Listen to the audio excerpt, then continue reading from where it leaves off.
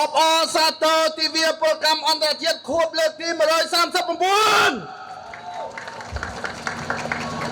បាទថ្ងៃនេះគឺជាថ្ងៃឱកាសសម្រាប់បងប្អូនយើងទាំងអស់គ្នានៅក្នុងវិស័យការងារនៅក្នុងនាមខ្ញុំតំណាងឲ្យសហព័ន្ធអាជីពកម្មករសំណង់និងព្រៃឈើកម្ពុជាមានកិត្តិយសយ៉ាងខ្លាំងដើម្បីមកថ្លែងសារពីទុក្ខលំបាក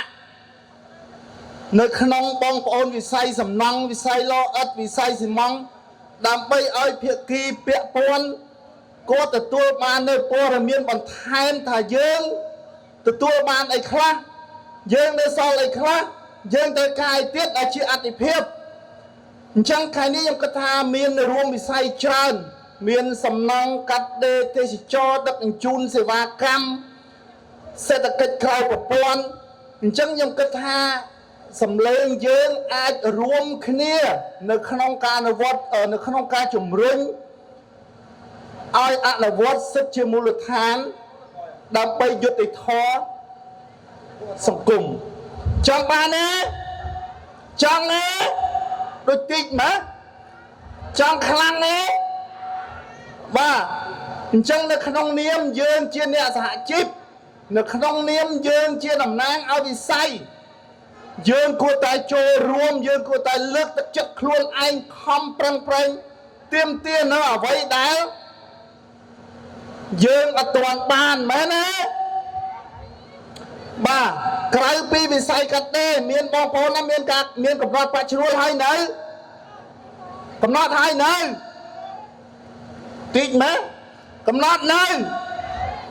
មើលអ្នកណាមានបលសលើកដៃមើលអូខេអញ្ចឹងមានកម្មករសំណង់ខ្ញុំឯងមានពី3នាក់បលសក្រៅពីនេះគឺអត់ទាំងអស់បាទអញ្ចឹងគឺជាបញ្ហាលំបាកទាំងអស់គ្នាយើងគិតថាលក្ខខណ្ឌការងារនៅក្នុងប្រទេសកម្ពុជាទោះបីជាប្រទេសយើងកំពុងមានការអភិវឌ្ឍ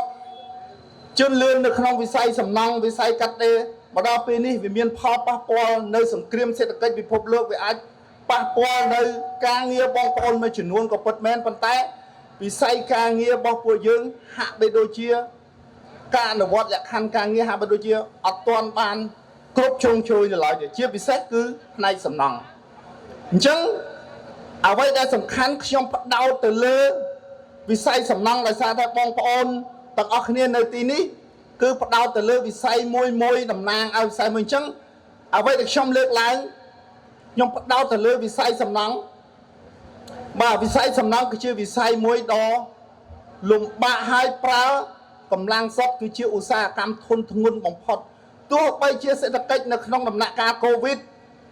មានការបិទមានការខ្ទប់មួយចំនួនប៉ុន្តែវិស័យសំណង់មួយចំនួននៅតែដំណើរការប៉ុន្តែការអនុវត្ត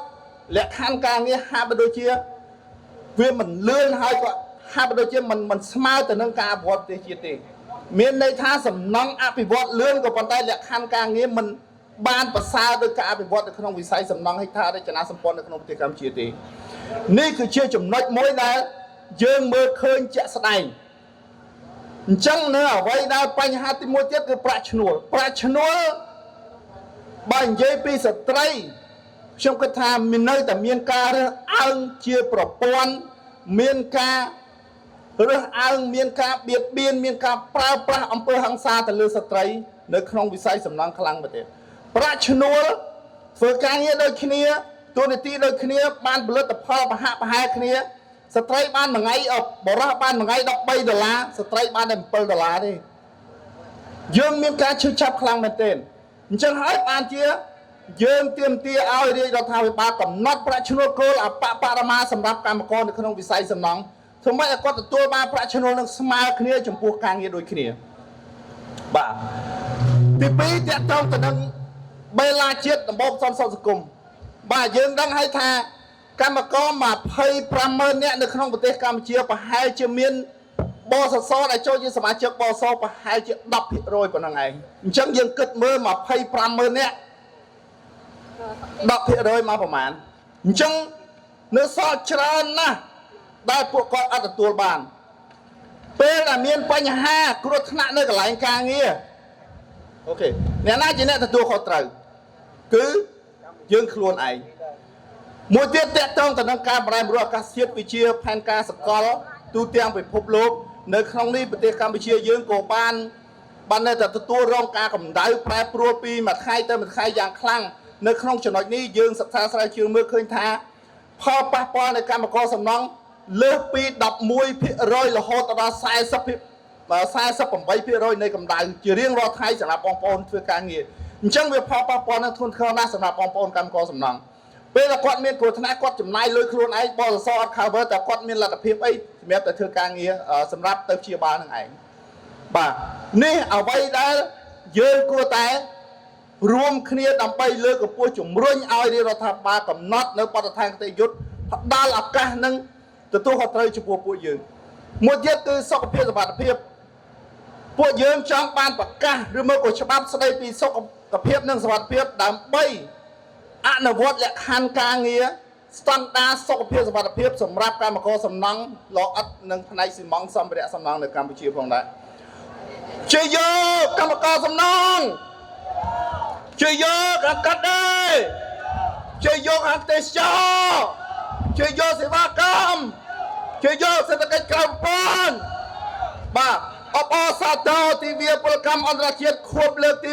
139ឆ្នាំ2025បាទដោយសារពេលវេលាខ្លីខ្ញុំមានប៉ុណ្ណឹងសូមអរគុណច្រើនចាគ្មានដំណោះស្រាយដីធ្លីគ្មានការងារធ្វើគ្មានការរស់នៅប្រកបដោយសេចក្តីថ្លៃថ្នូរ